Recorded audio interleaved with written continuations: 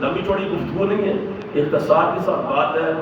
تصوف کی طرف میں رغبت کروں گا کیونکہ یہ آستانہ پاک الحمدللہ تعالی تصوف کو زندہ رکھنے کی ایک تحریک کا نام ہے۔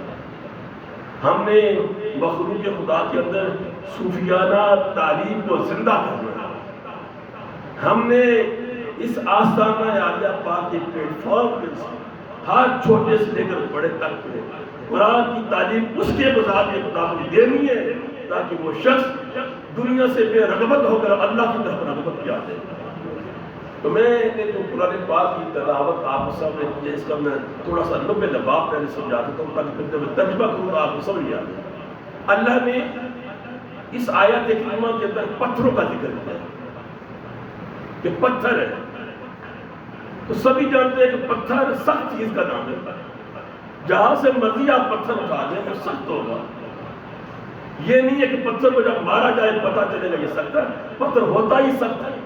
جس پتھر کو اٹھاؤ، گلی سے اٹھاؤ، ریگستان سے اٹھاؤ، پہاڑوں پہ جا کر اٹھاؤ، زمین میں کسی بھی حصے سے جا کر اٹھاؤ، پتھر پتھر ہوگا اور ہوگا سخت ہوگا۔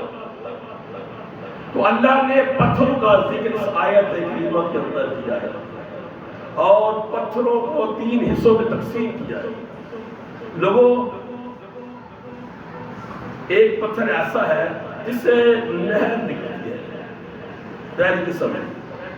ایک پتھر ایسا ہے جس سے نہریں نکلتی ہے، دوسرا پتھر ایسا ہے جس سے پانی نکلتا ہے، اور تیسرا پتھر ایسا ہے جو اللہ کے عذاب سے خشیت سے گر جاتا ہے۔ یہ 3 پتھروں کا اس قرآن پاک کی اس آیت کریمہ کے اندر ذکر کیا ہے۔ اس کا تصور آپ اٹھا لیں دل میں۔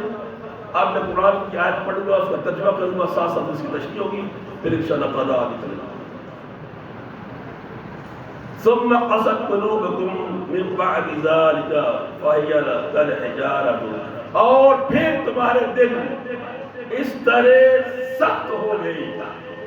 اللہ کہتا ہے اور پھر تمہارے دل اسی طرح سخت ہو گئے، کالحجارة، اس طرح پتھر ہے۔